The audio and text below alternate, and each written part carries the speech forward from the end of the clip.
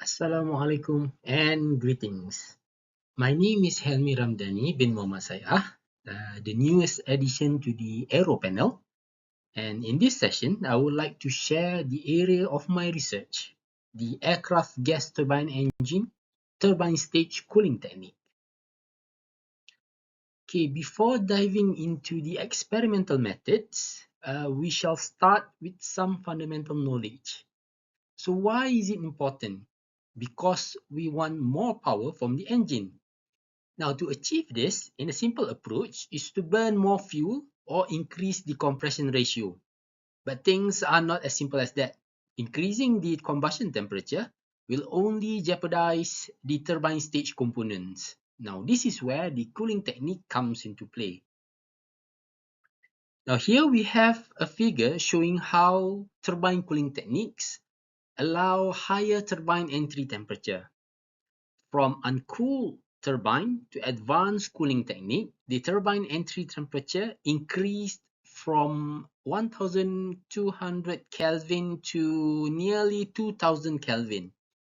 This is of course up to only year 2010, but even today, one of the most advanced engine, the GE9X, has a turbine entry temperature of nearly 1900 degrees Celsius only.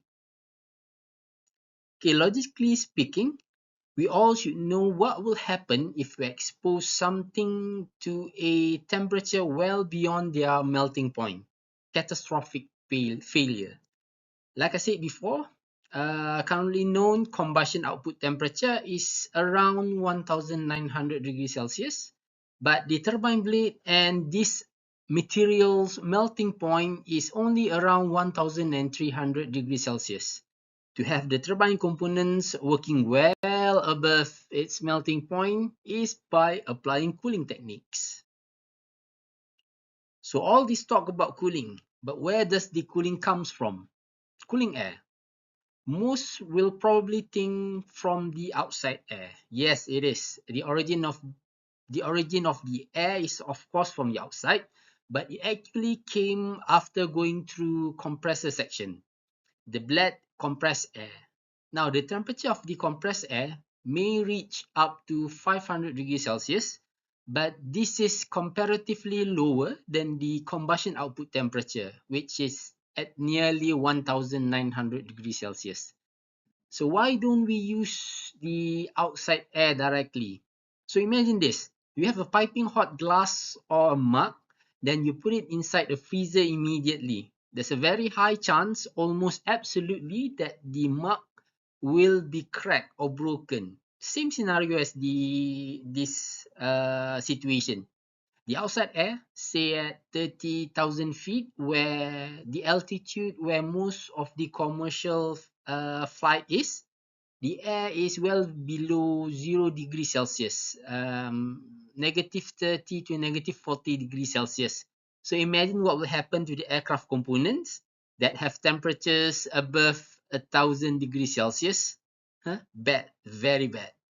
Okay. So the turbine cooling techniques. Typically, we have three major techniques. The first one is the turbine blade internal cooling, which involve impeachment cooling, rib turbulators, and pin fins cooling. The second one, turbine blade external cooling, which involve film cooling, trailing edge slot, and also shower head slot. The third one, turbine disc cooling, which have seals to prevent ingress of hot air and egress of cooling air. My work mostly deals with internal and external cooling of the turbine blade. In this figure on the left is an example of the turbine blade, individual blades encased into the turbine disc, while on the right hand side is a piece of turbine blade with information on the cooling techniques applied to it. As you can see, the cooling air enters from the blade root, passes through several internal cooling techniques, and get ejected out through external cooling techniques. This is a real example of cooling technologies inside of a single turbine blade. In due time, We will also be doing tests to a real turbine blade configuration in due time. Okay, regarding my research, it is mostly an experimental approach, but we will not be dealing with the actual turbine blade itself, at least not at the moment. Okay, so what are we dealing with for this research? For starters, we will have a simplified environment simulating the environment inside of a turbine stage. It will have a small wind tunnel to simulate the space in the turbine blade. And to induce the hot air, we will have a fast response stainless steel mesh heaters, and the cold air will be from the ambient air. The test section will be a flat target plate. So why flat? Because if we enlarge the curvatures in a turbine blade, we will have a relatively flat surface. The same case with the Earth. The Earth is relatively round, but you can't really see the curvature on ground level. Okay. Typical sensors and instrumentations involved will be thermocouples for temperature measurements, pressure tubes, and orifice plates to control the mass flow rate. We will also be conducting calibration and commissioning tests to the test rig. So this is an example of a test rig that I built for my previous research work, internal cooling, impingement cooling technique. Now the air is being directed into the test section, passes through the red plate, which is the fast response mesh heater, then through the impingement holes on the blue plate. The air will then impinges on the black target plate where the temperature sensors are placed. And then the air will be channeled out through a long pipe, and an orifice plate, the brown plate, is installed at the exhaust section to control the mass flow rate. This is a typical example of how the test rig will be. Now, this is examples of how the film cooling and impingement cooling can be represented.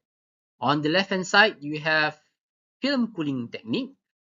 Cold air ejected through a specifically designed hole to provide a cold buffer air that protects the immediate surface downstream of the hole from the hot air.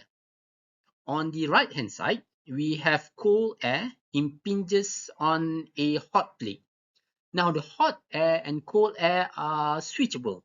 We can have hot air coming out from the cooling holes, which interacts with the cold air instead, but the end result would still be the same. Next, we have two internal cooling techniques, the rig turbulators and the pin fins. Both of these induce flow turbulence to promote heat transfer on the surface. Okay, and that will be all for my sharing session. So for those who are interested in the gas turbine cooling technology or anything similar to it, please drop by my office. Thank you.